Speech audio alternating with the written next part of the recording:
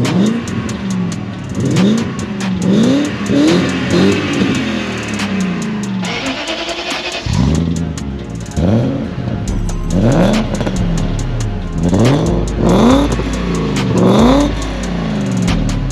bonjour à tous, aujourd'hui on se retrouve avec Mathieu, donc, qui est propriétaire de cette BMW E34, qui est de quelle année? 93. Alors, c'est quelle motorisation et qu'est-ce qu'ils ont proposé d'ailleurs comme motorisation sur ce modèle E34? On va du 5.18 avec le 4 cylindres au 5.40 avec le V8 4 litres. Ça, c'est un 530i phase 2, donc avec le V8 3 litres. Ça sort combien de chevaux? D'origine 218. Dessus, il y a un pont-court auto-bloquant, amortisseur réglable BC Racing, jantes BBS RC 0,90 en 8 de large à l'avant, 9 de large à l'arrière. Combien de pouces? 17 pouces. 17 pouces, elles sont vraiment magnifiques et lui vont parfaitement bien. Hein. C'est ce qu'il faut. Freinage? La taille des disques est d'origine, c'est juste des disques qui sont rainurés avec le bon liquide de frein, du RIT Aviation et puis voilà. Bon, le tout pour faire un petit peu de piste. On voit que la voiture a quand même un certain nombre d'années, on est sur des formes un peu à l'ancienne, assez carrées. Elle est très très longue. C'est marrant parce qu'il y a cette coupure au niveau de l'arrière et on voit en fait ici c'est pour le coffre en fait toute cette partie là. C'est ça. Ce que j'aime beaucoup sur cette génération E34, c'est qu'on était sur les premières générations où on avait en fait la vraie identité BMW. Alors ce que j'entends par ça, c'est les deux feux, bon 4 pour le coup, et puis la calandre au centre, de plus petite taille par rapport aux calandres qu'ils proposent aujourd'hui. En fait cette face avant de E34 est très représentative de BMW quoi. Tu l'as depuis combien de temps d'ailleurs? Ça fait 3 ans et demi que je l'ai acheté. J'ai fait à peu près 20 000 km avec, aucun souci. Un peu de piste avec, j'ai été roulé notamment au Nürburgring. J'en prends soin mais je suis pas tendre avec. Voilà, mais ça bouge pas, il n'y a aucun voyant, pas de fuite, aucun problème, quoi. On n'est pas emmerdé comme avec une voiture récente. Il y a moins d'électronique aussi déjà. Il y a moins d'électronique, c'est le combo parfait, c'est vieille BM, pas pont arrière auto-bloquant, pas d'anti-patinage. Ouais. Donc c'est une voiture de bonhomme quoi. Un bonhomme, je sais pas, mais si la voiture elle glisse et que tu la rattrapes pas, elle se rattrapera pas toute seule. Voilà. Pas de vitre teintée, ouf, j'ai envie de te dire. Il y avait des vitres teintées d'origine quand je l'ai acheté. Oh non, ça c'est interdit. Je les ai enlevées. Ça c'est interdit. Franchement, c'est vraiment interdit. Il y avait pas mal de choses. Quand je l'ai eu dessus, il y avait tous les répétiteurs étaient blancs. Ouais, je les ai enlevés, j'ai remis tous les répétiteurs orange. C'est la base. Il y avait malheureusement des Angelize. Ça va, l'ancien propriétaire m'avait fourni les feux d'origine, donc j'ai enlevé les Angelize, j'ai remis les feux d'origine. Donc jaune du coup? Au niveau de l'éclairage? Non, blanc. Blanc? Ça c'est les feux d'origine. C'est incroyable.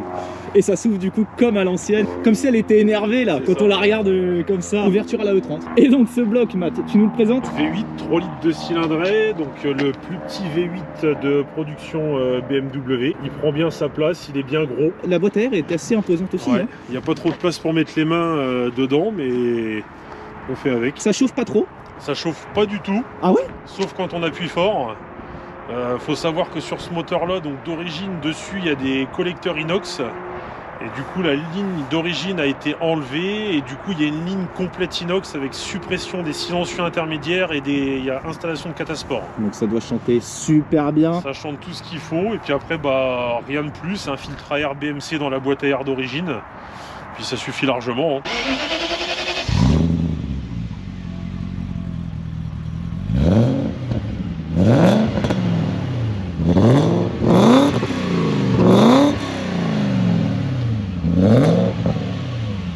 C'est vraiment magnifique comme son. Hein. Ça donne envie. C'est un peu rauque au début et on a la sensation que quand tu montes dans les tours, ça devient de plus en plus aigu. Ça devient vachement aigu, ouais. Je pense que c'est la cylindrée qui fait ça. Ouais. Des sons beaucoup plus lourds quand tu as une grosse cylindrée. Ouais. Et je pense que plus la cylindrée est petite, un peu comme les V10 qu'il y avait dans les Formule 1, dans les V10 3 litres 5, tu vois, ça sonne vachement aigu parce que le moteur est petit. Et tu prends un moteur de M5 39 avec le V8 5 litres, ça sonne beaucoup plus grave. Est-ce que je peux me permettre de m'installer et puis de faire quelques petites montées en régime juste pour... Voilà, c'est une vieille caisse, on ressent tout dans ces vieilles voitures. Juste voilà, pour sentir ça et aussi le faire partager, parce que ça doit être vraiment beau. Ça donne envie, hein. Ah ouais. Et puis tu sais, moi j'adore, ça sent l'essence. c'est les vieilles caisses, quoi. C'est le charme qu'ont les vieilles voitures. Bon, par contre, c'est de l'atmosphérique, j'imagine que ça consomme pas mal. Bah, pas tant que ça. Moi, je suis déjà parti en vacances dans le sud de la France avec. Donc, c'est une boîte 5. Sur autoroute, à 130, 140, je passe pas les 10 litres au 100. Ouais, c'est très raisonnable hein, quand on voit la cylindrée. On doit faire du 12-14 litres en vide. Ouais. Après, ça dépend la température extérieure, etc. Mais non, ça reste relativement raisonnable. En tout cas, elle est vraiment dans un super état. J'imagine que tu en prends très soin. On voit juste par contre qu'il y a les sièges qui ont un petit peu vieilli. Bon, après, ouais. C'est du cuir. Ils ont 30 ans, donc forcément, on a de l'espace. Hein. C'est grand quand même hein, à l'intérieur. C'est super grand. Le coffre est super grand. Il y a de la place pour les jambes. Ouais, c'est spacieux hein, quand même. Bon, on retrouve la ronce de noyer. La ronce de noyer, c'est quoi? C'est comme du bois? C'est quoi? Ouais, c'est ça. C'est les inserts en bois, en fait, type ronce de noyer qui mettent un petit peu partout. Ouais. Bon, c'est ce qui était, c'était prisé à l'époque. Ouais, maintenant, ça ne l'est plus. Quand j'ai acheté le véhicule, dessus, il y avait un covering carbone total qui recachait la ronce de noyer. Moi, je trouve que ça collait pas trop, donc je l'ai enlevé. Ça gâche un peu le charme, justement. Alors moi, je suis pas trop boiserie, mais je trouve que ça finit parfaitement l'intérieur, en fait. Le volant ne fait pas si vieux que ça, hein, quand même. Alors, je trouve, il est encore dans le coup. Le volant d'origine, c'est un volant de M534 que j'ai rajouté. Du coup, il y a quelques petits défauts dessus. Alors, en fait, c'est simplement qu'il n'y a pas de cuir. En fait, là, il faut que je l'envoie en réfection. Quand je l'ai acheté, il y avait un autoradio qui était un peu plus tuning. Ouais. J'ai enlevé, j'en ai mis un peu plus sobre. Mais sinon, à l'intérieur, elle est strictement d'origine. Il n'y a aucune modification. Puis on voit même que les boutons, c'est un petit peu comme à l'ancienne. Voilà. Enfin, c'est comme à l'ancienne, là, pour le coup. Et dessus, tu as un peu d'options. Donc, à la base, c'était prévu pour faire de la roue. Dessus, tu as les vitres électriques, rétroviseur électrique. T'as l'ABS, les anti-brouillards, intérieur cuir. Il faisait déjà des rétroviseurs électriques. Ah, il faisait tout à l'époque. Ouais. Il faisait tout. Normalement, tu as même des modèles avec les options. Il me semble que tu peux avoir les sièges chauffants électriques, tu peux avoir les serrures de porte chauffantes quand il gèle l'hiver. Tu peux avoir énormément d'options dessus. On est vachement bas hein, finalement hein, quand on monte dedans. Hein. On est bas. Là, les amortisseurs sont bien descendus. Mais il faut faire attention parce que ça frotte pas trop mal. Ouais, c'est pour ça tout à l'heure que je te faisais des warnings quand on passait proche des dodanes. Il faut bien les prendre de travers parce que c'est la ligne qui est en premier en dessous avec le tartère d'huile. Donc au mieux tu plies la ligne, au pire tu casses le tartère d'huile. Ouais. On va éviter. Et tu vois, pour le coup, je m'attendais à ce que le capot soit plus long, plus imposant. Finalement, pas tant que ça. Non, ça va, on le voit quasiment pas. C'est pas comme dans un M3 de 92 où tu vois vraiment la bosse qui est au milieu. Là, c'est vachement... C'est vrai. Ah, ça chante bien déjà. On entend qu'il y a quelque chose qui risque de se réveiller une fois que tu vas monter dans les tours. Alors, en plus, ça prend pas beaucoup. Hein. Normalement, je crois que ça rupte aux alentours de 6005. C'est pas traître? Non. Non? Non. D'accord. Même pour la faire partir, pour la faire glisser, hein, parce que forcément... Ça part tout seul, non? Faut quand même l'envoyer. Après, oui, ça part tout seul. Si tu forces relativement fort... tu montes bien dans les tours, tu mets un bon coup d'embrayage, tu mets un peu comme un cochon, oui, ça force tout seul. Après, ça dépend. À l'arrière, j'ai des bons pneus. Je crois que c'est des Goodyear Eagle F1, donc quand il fait bien chaud pour la faire partir, c'est compliqué. Ça glisse, mais ça regrippe rapidement. En parlant de nos pneus, du coup, qu'est-ce qu'il y a à l'arrière en taille? C'est combien? Alors en taille à l'arrière, je suis en 2,45, 45, 17. D'accord, 2,45 et devant peut-être un peu moins, à l'avant, 225. Je crois que je dois être en 225, 45, 17 à l'avant. C'est coupleux? Ouais, c'est vache. Enfin, c'est bizarre parce que c'est pas un foudre de guerre. Ça fait 218 chevaux. Alors t'en as beaucoup qui disent le V8 3 litres c'est pas fulgurant, le V8 4 litres est mieux. Franchement, ça se défend super bien. Hein. Je veux dire, là, avec le pont court, je rupte à 2,30 en fond de 5. Les 2,30, je les prends... Il n'y a pas d'essoufflement. Je peux partir de 50 jusqu'à 230, ça coupera pas. Et puis sur ces générations-là, du coup, la M5 existe, 34. La M5 existe, du coup, tu l'as eu en 2 motorisations. Il me semble, je crois que tu as eu le 3 litres 6 315 et le 3 litres 8 340 chevaux. Ouais. Et du coup, le 3 litres 8, si je ne dis pas de bêtises, c'est le plus gros 6 cylindres en ligne produit par BMW. Puis après, tu as eu des variantes, hein. Tu as eu la Alpina B10 biturbo. Et d'ailleurs, qu'est-ce que tu penses des BMW reprises par Alpina? Tu dois aimer le style parce que les gens de BBS rappellent un petit peu le style Alpina, non? Alpina, tu as beaucoup de bâtons sur les jantes. Après, tu as eu beaucoup de préparateurs. Hein. Tu as eu AC Schnitzer, Alpina, etc. Moi, je suis fan, un grand fan de BMW. Moi, j'adore tout. Donc, non, c'est relativement C'est bien, c'est beau, c'est cher. Ouais. Voilà. Aujourd'hui, je vais pas dire que c'est intouchable, mais les prix, tu prends ne serait-ce qu'un M3 E30, quand tu vois les annonces d'il y a 15 ans dans les magazines, les mecs ils vendaient ça 10 000 €. Oh, ça fout les boules quand même. Aujourd'hui, t'en veux une en état pas trop mal, c'est 50, 60 000 Ouais, €. bah attends, pour te dire, j'en ai vu certaines dans un état clinique, mais vraiment en plus peu borné. Rouge, une M3 E30, 150 000 €. Après, tu as des versions, après tu as les Evo 1, Evo 2, tu as la Sport Evolution aussi, mais bon, après, c'est le prix d'une maison, quoi. Ah ouais, non, mais ouais, Donc, effectivement. Aujourd'hui, je pense que tu as l'effet Young Timer, comme les gens disent, on veut les autos. En fait, les gens aujourd'hui, ils veulent tout pour rien. Ils veulent les autos le moins cher possible, avec pas de kilomètres. Mais malheureusement, aujourd'hui, je pense qu'on a passé un cap dans la vie automobile. Déjà aujourd'hui, pour moi, le kilométrage, ça ne veut plus rien dire. Bah, tout dépend de l'entretien, de l'année de la voiture, parce que et puis la fiabilité du bloc. C'est ça, aussi. tu vois des mecs qui roulaient avec des vieilles 911, des machines elles ont 350 000 km, ça bouge pas. Ouais. Ça bouge pas. Il y a quelques années, peut-être que c'était À gauche. le kilométrage qui jouait beaucoup, mais moi demain, si je trouvais un M3 E30, même avec 300 000 km pas trop cher, bah, j'aurais aucun.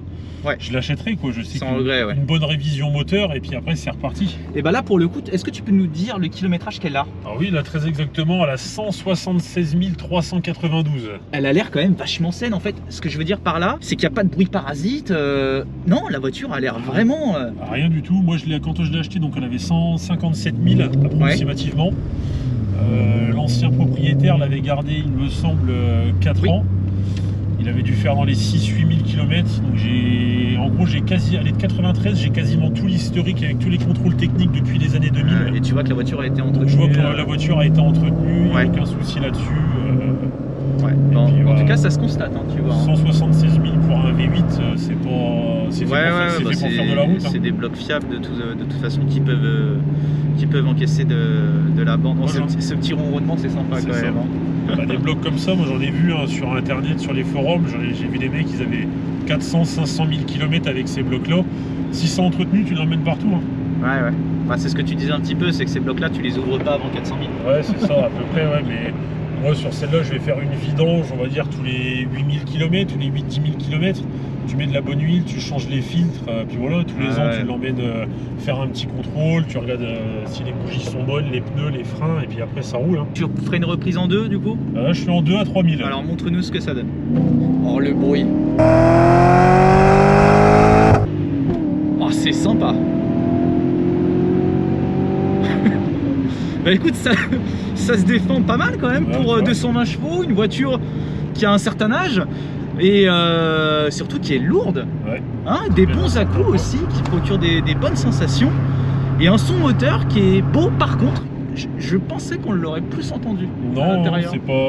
C'est assez aseptisé. Ouais. Quand je suis parti en vacances, je me suis dit la même chose, faire 1000 km avec une voiture qui bourdonne, ça va être insupportable, mais non, t'as beau être à 140, 160, même 200, ça bouge pas, quoi.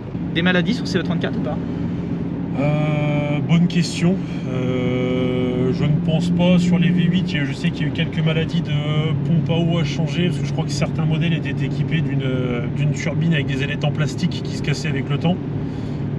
Sinon, non, il me semble que aucun problème, pas de problème de coussinet de bielle, parce qu'il me semble que c'est uniquement sur les moteurs M et sur les moteurs qui prennent plus de 7000 tours, si je dis pas de bêtises. Je crois que c'est principalement aussi sur les 82. Ouais, c'est surtout ça, les coussinets, tu les as E36, E46. Ouais. Mais ouais, non, ça prend pas des tours comme un moteur M, donc non, ça reste relativement raisonnable.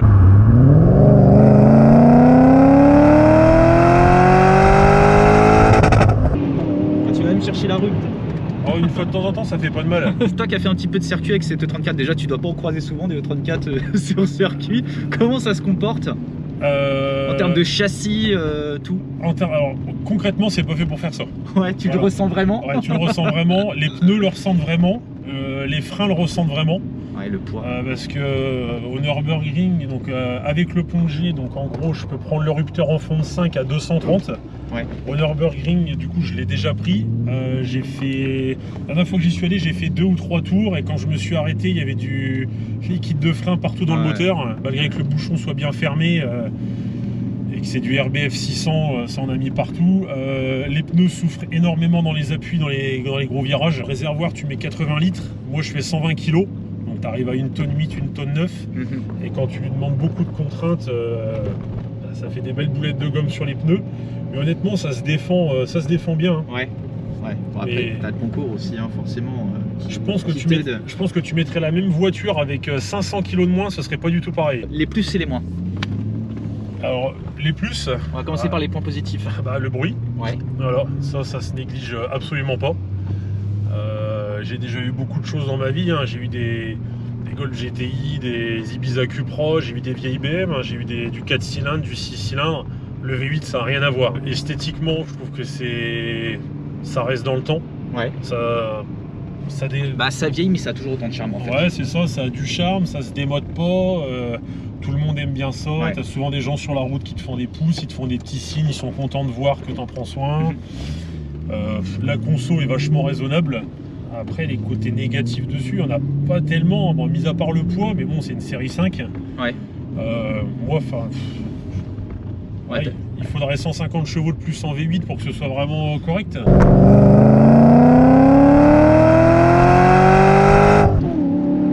Oh, les à-coups.